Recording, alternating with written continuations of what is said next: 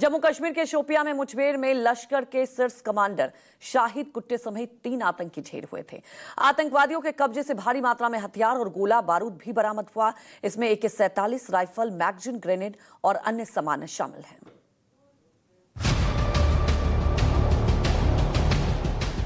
भारत और पाकिस्तान के बीच cease fire के बाद भी सुरक्षा बलों का ऑपरेशन लगातार जारी है। शोपिया के केलर में बुधवार को भारी मात्रा में हथियारों का जखीरा बरामद हुआ।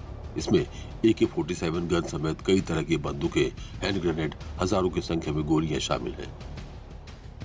बैसरन पहलगाम में पर्यटकों पर हुए आतंकी हमले के लिए जिम्मेदार आतंकियों को पकड़ने के लिए घाटी के अंदर फोर्सेस की कार्रवाइयां काफी तेज हो गई है। एक तरफ घाटी में एक साथ कई जगहों पर इन आतंकियों के खिलाफ बड़े स्तर पर अभियान शुरू कर दिए गए हैं, तो वही दूसरी तरफ इन आतंकियों से संबंधित जानकारी देने वाले लोगों को 20 लाख रुपए देने वाले जो पोस्टर है वो यहाँ पर कई जगह पर घाटी में लगाए गए हैं, जिसमें कहा गया है कि इन आतंकियों से संबंधित जो भी कोई जानकारी देगा उनकी जो डिटेल्स है वो गुप्त रखी जाएगी और जो ये आतंकी है इनके बारे में कोई भी जानकारी रखने वाले लोग जो सामने आएंगे उन्हें 20 लाख रुपए इनाम दिया जाएगा। और इसके साथ साथ इन आतंकियों की जो पहचान पहले ही हुई है, उनके पोस्टर लगाए गए हैं। उसमें मुख्य रूप से पाकिस्तानी आतंकी हाशिम मूसा, पाकिस्तानी आतंकी अली भाई और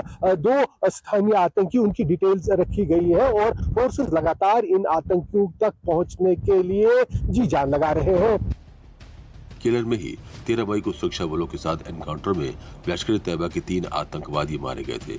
शोपिया के केलर स्थित शुक्रू फॉरेस्ट एरिया में मंगलवार को शाम 4:30 बजे मुठभेड़ खत्म हुई थी। इस ऑपरेशन को केलर नाम दिया गया था। मारे गए आतंकियों में लश्कर-ए-तैयबा का टॉप कमांडर शाहिद अहमद कुट्टे भी शामिल था। वो लश्कर-ए-तैयबा का A कैटेगरी का आतंकी था। उसने 8 मार्च 2023 को लश्कर ज्वाइन किया था। शाहिद कुट्टे 8 अप्रैल 2024 को डेनिश रिजॉर्ट में फायरिंग की घटना में शामिल था, जिसमें 2 जर्मन पर्यटक और 1 ड्राइवर घायल हुए थे।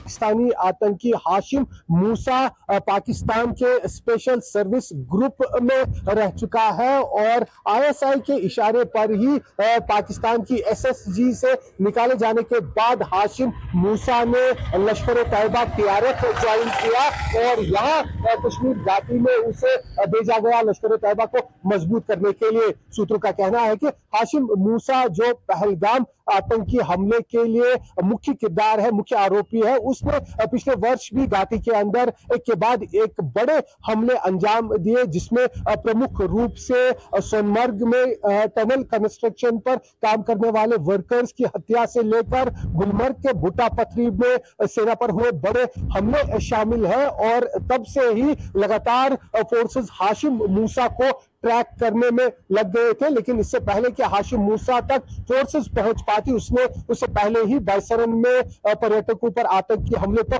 अंजाम दिया। और अब फोर्सेस का कहना है कि वो लगातार हाशिम मूसा के पीछे चल रहे हैं और सूत्र की माने तो जल्द ही हाशिम मूसा और उसके साथी फोर्सेस के हत्थे चढ़ेंगे और उन्हें अपने अंजाम तक पहुंचाया जाएगा। ऑपरेशन सिंदूर के बाद भारतीय सेना ने 13 मई को जम्मू कश्मीर में ऑपरेशन केलर लॉन्च किया है। इसके तहत जम्मू कश्मीर के शोपिया इलाके में आतंकियों को ढूंढ कर उनका एनकाउंटर किया जा रहा है। सेना ने अब तक 3 आतंकी मार गिराए हैं।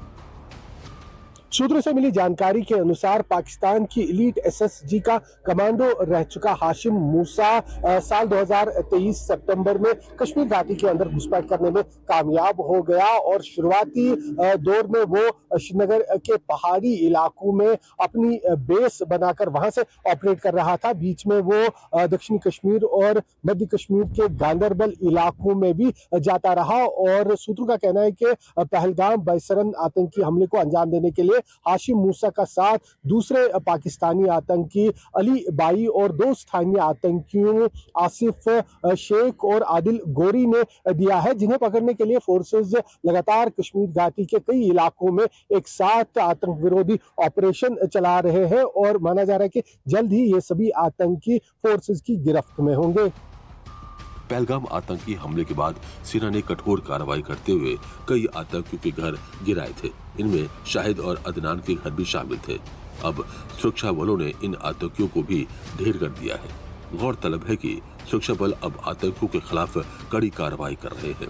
आतंकवाद पर भारत की नीति जीरो टॉलरेंस की रही है। इस कार्रवाई से आतंकियों के आका डरे हुए हैं। Bureau report, news 24।